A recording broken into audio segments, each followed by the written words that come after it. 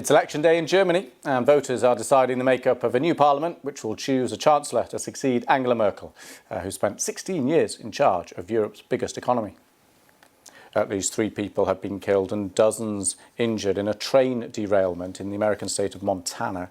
At least 4 carriages from the Amtrak Empire Builder passenger service left the tracks. Projections show voters in Switzerland have overwhelmingly backed a proposal to allow same-sex marriages. Campaigners have welcomed the outcome, calling it a giant step for gay and lesbian rights. And more than 10,000 lorry drivers and poultry workers will be given temporary UK visas in a government U-turn designed to stop supply chain disruption ahead of Christmas. There's been panic buying of fuel in parts of the country.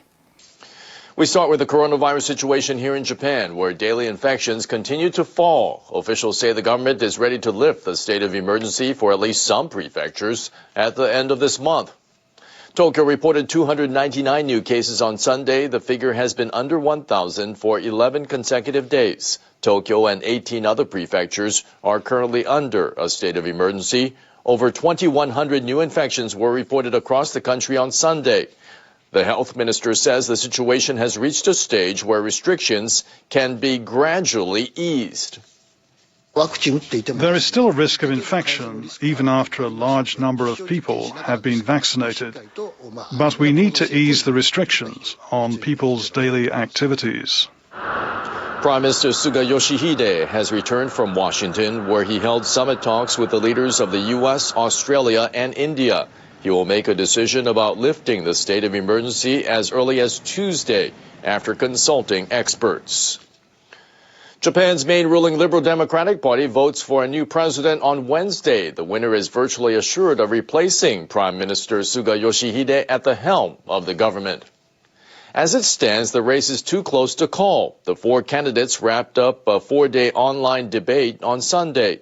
Analysis by NHK suggests none are on a course to win a majority in the first round. There are a total of 764 votes split evenly between lawmakers and rank-and-file party members. The lawmakers apparently favor former LDP Policy Research Council chairperson Kishida Fumio. Sources say about 30% will give him their votes. Regulatory Reform Minister Kono Taro is likely to secure about 25%, and former Internal Affairs and Communications Minister Takaichi Sanae is likely to secure about 20%. LDP Executive Acting Secretary General Noda Seiko is supported by about 20 lawmakers. Some are still sitting on the fence. More than 10% have yet to make their stance clear. Kono is expected to get the largest number of votes from rank-and-file party members, followed by Kishida and Takaichi. Kono and Kishida are leading in overall votes. Takaichi is just behind and catching up. If none of the candidates win a majority in the first round, the top 2 are certain to progress to the final round. The head of the largest opposition party says the public has a negative view about the LDP election amid the media's extensive coverage. Edano Yukio also says people understand the need for a fundamental political shift in Japan. New leadership will soon be decided in Germany's parliamentary elections after polls closed at 6 p.m. local time. The outcome will ultimately determine who replaces Angela Merkel after 16 years as chancellor. The vote is set to be a close race between the center-left Social Democratic Party and the partnership comprising Merkel's center-right Christian Democratic Union and the Christian Social Union. I think most important topics would be minimum wage increase and that they do something about increasing rents in Germany. It's very important that something will be changed regarding the climate change. None of the parties are expected to win a majority. It means a new chancellor will likely be selected in talks to form a coalition. Merkel became Germany's first female leader in 2005.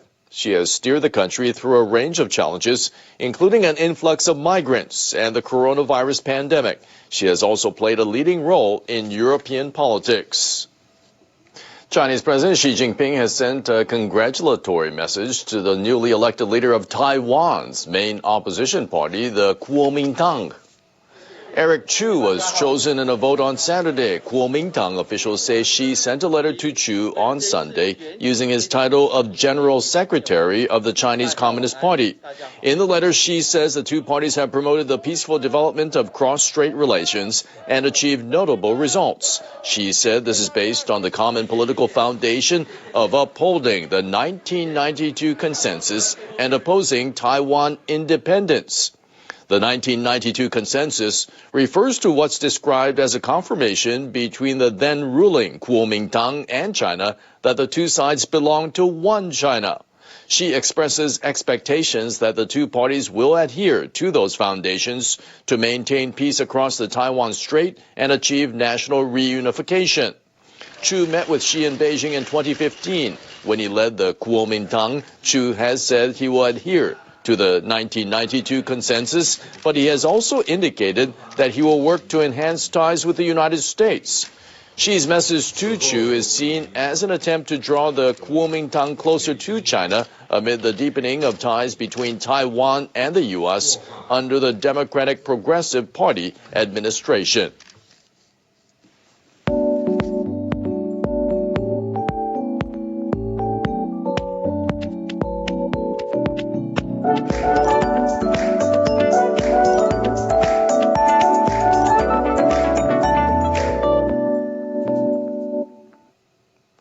At least 3 people have been killed in a train derailment on Saturday in the western U.S. state of Montana. Reports say more than 50 others are injured.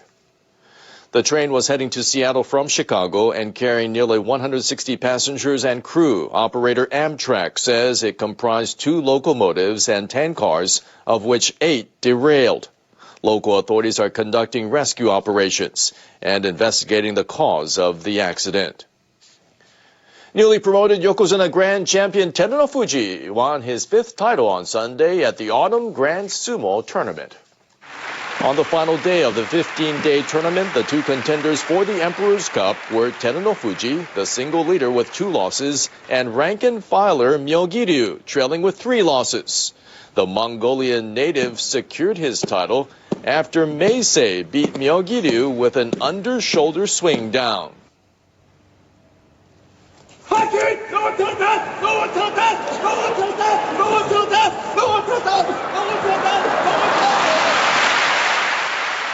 Terunofuji forced out Ozeki champion Shodai in the final bout to finish the tournament with 13 wins and 2 losses. I want to show sumo fans I'm working very hard in the ring, because I think it's my job. I want to keep doing that with all my might.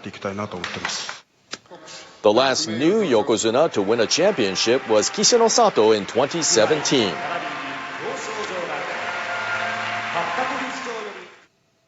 Muslims in Japan are suffering the economic effects of the pandemic like many other people in the country. They received a helping hand on Sunday at one of Japan's largest mosques.